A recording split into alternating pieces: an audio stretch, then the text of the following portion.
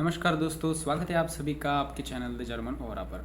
Germany में आने से पहले सभी लोगों के दिमाग में एक ही सवाल होता है कि जर्मनी में सैलरीज कितनी होती है, कितना आप अर्न कर सकते हो, हाथ में कितना आता है और सेविंग्स कितनी आपकी एंड ऑफ द मंथ हो सकती है।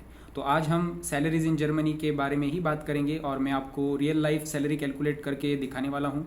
तो वीडियो को अंत तक ज़रूर देखिएगा क्योंकि ये वीडियो आपके लिए बहुत इंपॉर्टेंट और इंटरेस्टिंग होने वाला है। So let's start with our video. तो चलिए एक एग्जांपल से स्टार्ट करते हैं। मान लो आप एक सॉफ्टवेयर डेवलपर हो विथ 2 years ऑफ एक्सपीरियंस और जर्मनी में आपको एक एवरेज ऑफर मिलता है अराउंड 55,000 यूरो ब्रूटो पर ईयर। ये इस एक्सपीरियंस के लिए टिपिकल सैलरी है। और सबसे पहले एक बेसिक चीज़ मैं आपको क्लियर करता चलूँ कि जर्मनी में सैलरी के दो पार्ट्स होते हैं। For example first one is ब्रूटो यानी कि ग्रॉस सैलरी जो आपके जॉब कॉन्ट्रैक्ट में लिखी होती है, यानी कि आपकी ऑन पेपर सैलरी। और सेकंड पार्ट आता है नेटो यानी कि नेट सैलरी जो आपके बैंक अकाउंट में एक्चुअली आती है आफ्टर सारे टैक्सेस और डिडक्शन होने के बाद, मतलब कि आपकी इन हैंड सैलरी जिसे आप बोल सकते हैं।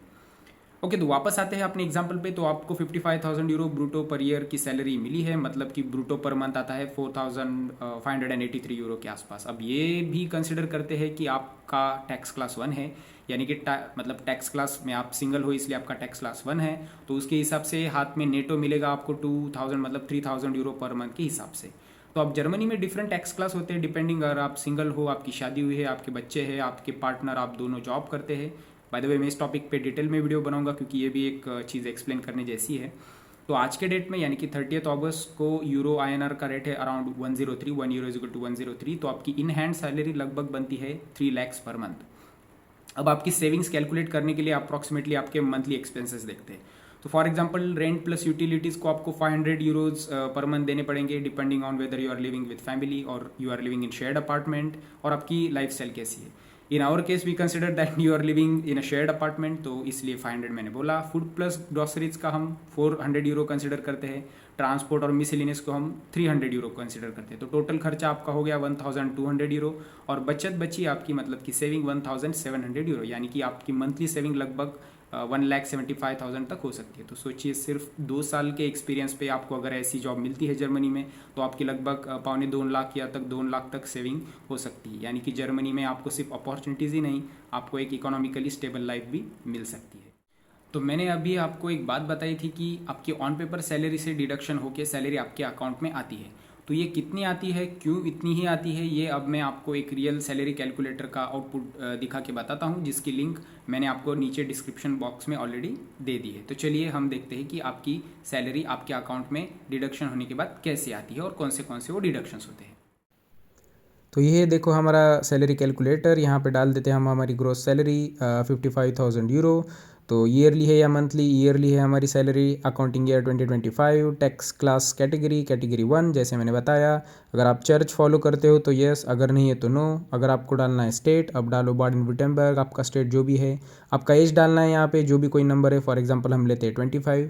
देन अगर आपको चिल्ड्रन हो तो उसके हिसाब से यस और नो आपको यहाँ पे सेलेक्ट करना है, तो हम नो कंसिडर करेंगे। हेल्थ इंश्योरेंस कंपलसरी इंश्योर्ड, अगर आप जॉब करते हो तो यूजुअली ये होता है।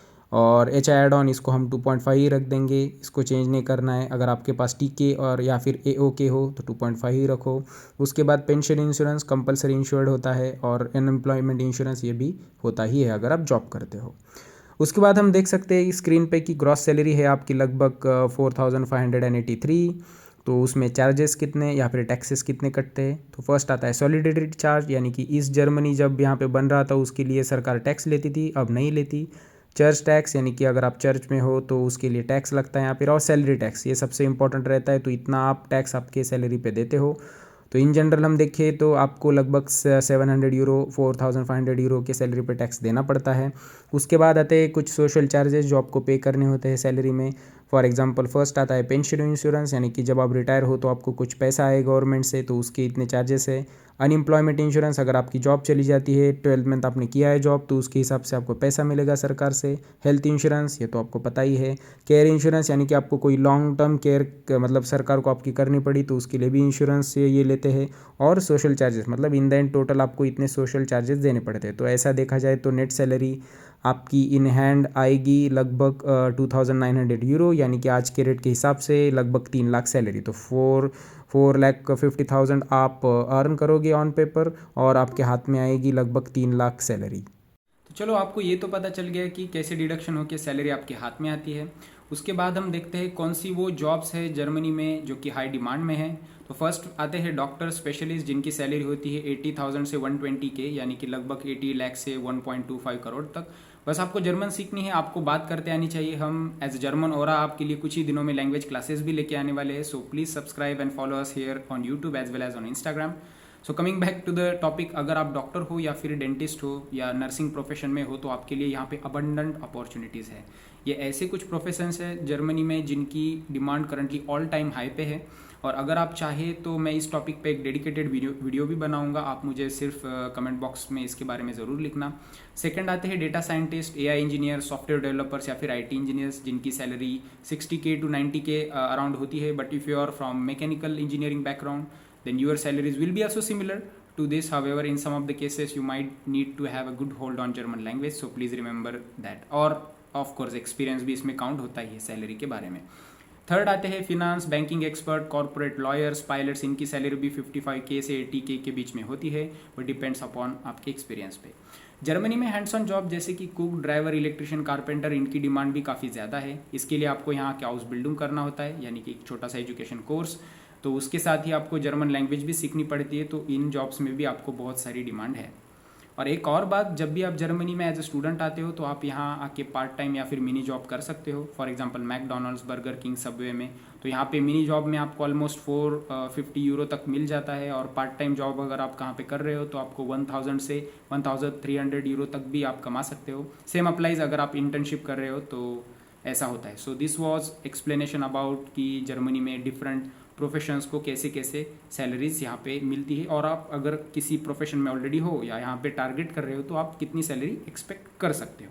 तो दोस्तों ये था कंप्लीट ओवरव्यू जर्मनी के सैलरीज के बारे में। हमेशा एक चीज़ ध्यान में रखना, आपकी सैलरी आपके एक्सपीरियंस और जर्मन लैंग्वेज स्किल पे हाईली डिपेंडेंट रहता है, और वो भी आप जिस सिटी में रहते हो तो ये भी एक फैक्टर बन जाता है। तो आपको वीडियो कैसा लगा कमेंट में ज़रूर बताइएगा। अगर यूज़फुल लगा हो तो लाइक दबाइए, शेयर करिए, और अपने दोस्तों के साथ तो आप इसे ज़रूर शेयर ही करना जो जर्मनी में आने का प्लान कर रहे हैं। और हाँ, जर्मन ओरा को तो सब्सक्राइब करना मत भूलिए। यहाँ मिलेगा आपको जर्मन लाइफ से जुड़ा ऑनेस्ट और प्रैक्टिकल कंटेंट।